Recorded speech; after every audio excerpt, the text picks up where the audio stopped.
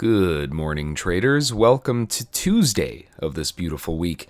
Make sure to swing over to ssftg.com/brief to grab your morning levels for this morning. Before we jump on in, we always need to check the news so that we know what's going on and when, so that we're not stuck. So looking at the news calendar for today, we've got some minor stuff and some big stuff. We've got a few things kind of scattered around here. The next large announcements at 10 o'clock, that's Fed Chair Powell testifying once again. I think there were a few of those this week. 9:45, just before that, we do have the manufacturing PMI. It's a medium news announcement because the next big one is at 10 o'clock, the ISM manufacturing PMI. That forecast is 58. The previous was 59.3. That's really all we have for big news. The next medium announcement is FOMC member Brainard speaking at 12 o'clock, and then after that, FOMC member Daly speaking at 13:15. And then the next one is 16:30, which for crude oil traders, the API weekly crude oil stocks. That's a pretty big heads up as to what to expect for tomorrow's inventories, usually. So with all these OPEC meetings and everything else going on, that might change a little bit, obviously, but the previous was 3.8 million, so we'll see how this one wants to turn out. But with that out of the way, now we can jump in for today, and that is 12/1 of 2020. Welcome to December. And first up on the list is going to be the NASDAQ, and man, what a V-bottom reversal yesterday. Big, giant dump to the downside yesterday afternoon, or yesterday morning, rather. That was closer to 10:30, 10:45. And, I mean, again, this is one of those things as to why I like using volume in this way. When the market's pushing down and volume is increasing, that's likely buying, right? It might be sellers taking profit, but either way, it's still buying. And what did we see on that big, giant bear bar to the downside? The biggest volume of the entire day. And then what happened after? An immediate reversal back up on some pretty good volume. So there might still have been some sellers trying to sell into that move, but realistically, given the context, the fact that it wicked down and then turned higher and closed on its highs with very high volume again, it's a pretty big clue that a lot of traders exited those shorts and started potentially gearing in for the longs. And if that wasn't good enough, then you get that reversal with a huge bear trap and a bounce right back up.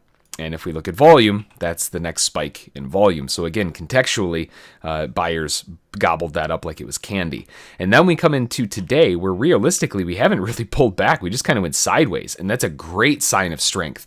When you see this sideways action instead of an actual pullback, then the market is poised for a potential breakout to the upside once again. Buyers obviously want to buy as cheap as possible.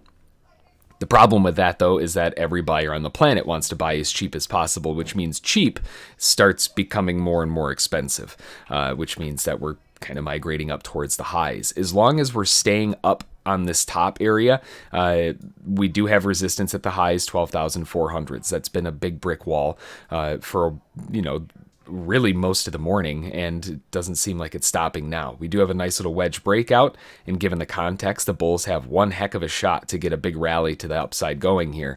It's just a matter of when they want to step up to the plate to really ramp things. And if they do pull back 12,334 50s, or maybe even a little bit lower to some of the previous swing structure in the 12,300s, could be interesting for buyers to come in. And if it wants to really dive down, it might even let those sellers that got stuck yesterday at 12,150 out, and that would be a big break-even push. So there's still a lot of areas of interest, even if it does come tumbling down a bit, for buyers to push it back up. Next up on the list is the S&P, and at the moment we're kind of butting heads with some previous zones of resistance. If we go backward a little bit here, and actually it might help if we zoom out, you can see we're coming into that resistance zone from early November. 11.9 is what we're running into at the moment, and it is seemingly causing some issues, but just like the NASDAQ, this is an extremely violent move to the upside. Sellers are almost guaranteed stuck on the wrong side of things. When you've got a big move down like this, especially with a flush like that, even though we did have increasing volume and all the things that we talked about in the NASDAQ, there were obviously a lot of compensating factors as to why you'd want to more be a buyer here. But sellers will see this as an opportunity to try to really pressure this down, and it went in their favor a little bit. and then immediately failed. And you can see it's just trap after trap after trap after trap after trap. And even down here, just a vicious twin reversal trap. So shorts are stuck, and the higher this goes, the more likely it is to squeeze. So we're in one of those situations just like the NASDAQ, but on the S&P, where if we continue pressuring these highs, we're going to start hitting these areas where sellers who are stuck are just going to start giving up. And that's when we get that big flood of bullish volume and it starts blowing off the highs. This is obviously a nice little range breakout underneath the bottom, a gorgeous range breakout underneath the bottom. Buyers picked it back up. So a pullback zone of interest back to that area around 36.52 would be interesting for sure. If it wants to pull back a little bit further though, then the next area would be back around 36.38 quarter, maybe even a little bit lower, depending, like we were talking about in the NASDAQ, if it wants to really flush down quick, 36.17 quarter, or even potentially a bit underneath that might be interesting for buyers to sweep back in, looking for it to pressure back up. There's a lot of bullish pressure here and sellers are stuck. So a big wash down, don't get stuck on the wrong side of that, right? That big flush down is more likely going to be sellers getting out at break even, and you'll see it V bottom right back up again. So just be careful if it does flush. And then we've got gold, and gold is just rip-roaring all over the place. We had that sideways range that we've been stuck in for a while, and we were talking yesterday on how the best that traders are really going to expect is sideways, which did end up being the case. Really had a hard time getting out of this sideways action most of yesterday. Yesterday was just a big chop fest. Now we're starting to break above that, right? We're getting some separation. We're breaking above the possible wedge. That was a really nice wedge breakout pullback. Double little ping off that. Really nice.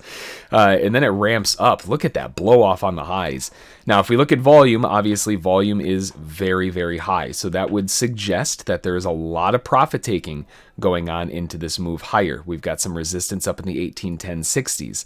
But this kind of move doesn't come for no reason, right? So once again, looking at the context of what's going on here, we had sellers who were looking for that move lower.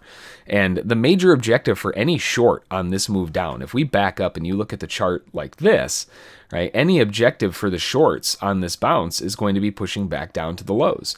And you get a double bottom, right? You hate to see that. And then you get kind of a triple bottom, and then another trap low, and then another trap low, and then another trap low. You can feel them rushing out. They're starting to get into a little bit of a hurry. And that's because they can see their profit slowly disappearing until it finally blows off on the highs. Now, any shorts who are still stuck, they'll be utilizing a pullback to get back in. And that is where we come back to previous structure, 1790s.4. That area could be very, very, very interesting for buyers to try to push back in. Where we are now, this is a big profit-taking zone. With this kind of bull bar, this is either going to be a massive failure where we have everybody taking profit and it rolls back over, or this is a start of a really big leg up. Gold could be interesting today. Over on crude oil, we've got our favorite range-bound market of the week so far, it seems. Super chop fest. We've got a lot of those OPEC meetings, which obviously isn't helping, but at the moment, creating a nice little wedge. Rising support, falling resistance, pretty straightforward. The issue is it's trading smack in the middle. This is a really difficult spot to find any type of trade worthwhile while it's hovering in the middle. More likely than anything else, it would be more beneficial to wait for the low dip down to 44.74 or a high pressure up to 45.72. And then from there, if the sellers want to hold off, then they might be able to get some type of rotation back down. And if we do rotate down, buyers will be trying to get that rotation back up. So, I mean, again, we're in a range, right? Sell high, buy low, stay out of the middle. And here, well, we're right in the middle. So crude oil is kind of in a no trade zone at the current time. We need a little bit more to get out of here. At least get above the highs so sellers can fade, or get below the lows so buyers can buy. I would prefer, obviously, for them to fade low so I can buy, because this market is incredibly bullish. But we'll have to wait and see what they want to give us. Just a range. Got to stay out of the middle.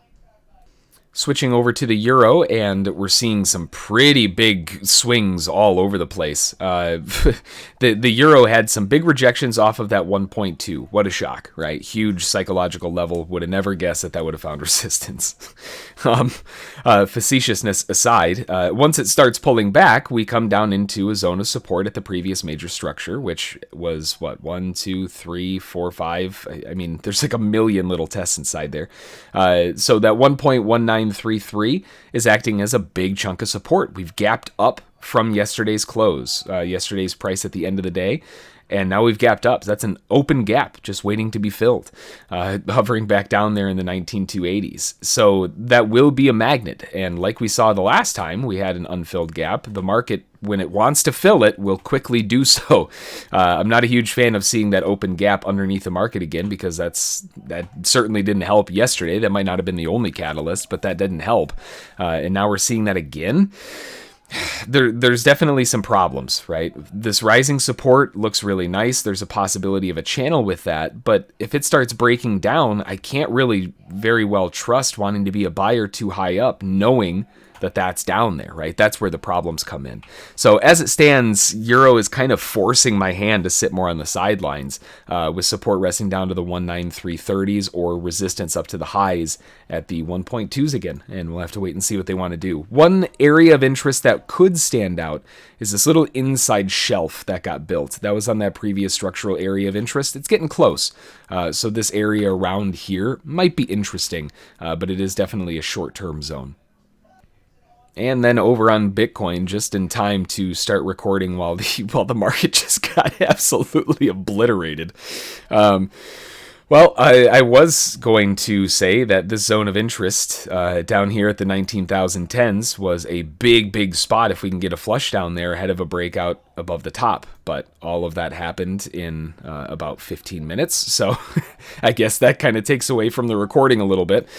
This flush down, this is going to be a big zone of interest. We've got this big move up to the all-time highs, and all-time highs are not much higher. I mean, basically, if we make a new high, we're there. And realistically, they've already kind of made it. And what happens when they make an all-time high again? It got absolutely obliterated. Now, that is kind of what we've been expecting for, a couple of years now. When everybody buys into that euphoric rally, the FOMO, and then they get dumped on, what do you think they're going to do when it comes back, right? They're not looking to make money anymore. They just want to get the heck out of the position. So they dump their positions, and that's what we're seeing here. Now, that doesn't mean that this is the top of Bitcoin. That just means that everybody who got stuck a couple years ago at the top, they've finally been given a chance to get out of break even. And it looks like they took it.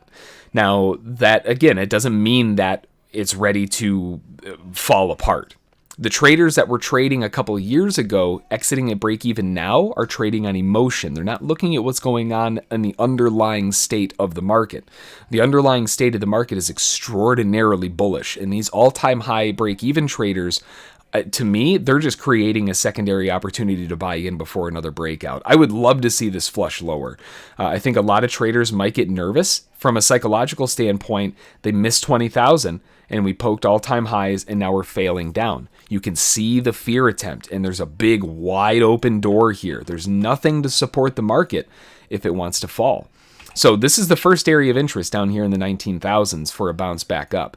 But if it does want to wash lower, you could very easily see a flush back down to 18,000s, 17,000s. You know Bitcoin, right? It wouldn't even be a surprise to see a quick flush down to 16. Be prepared if that happens. I'm not saying it's going to. I'm just saying be prepared if it does. The one thing to keep in mind here is this is a big psychological area that will drive some emotions. So expect some volatility here. Now that we've got the all-time high test, it rejected. Now we've got some people who have been stuck for years finally sitting at flat. They might have even made a couple bucks, right? So they can go home and they can brag to their friends. I got stuck in Bitcoin a couple years ago and I still made $3, right? So it's something that you can kind of play around with, but from a psychological aspect, there's a lot of emotions going on here. So just play it safe. All right, well, that's going to do it for today. Stay safe out there. Keep those stops in play and let those winners run. Have a great day of trading today, and we will see you all tomorrow. Thanks.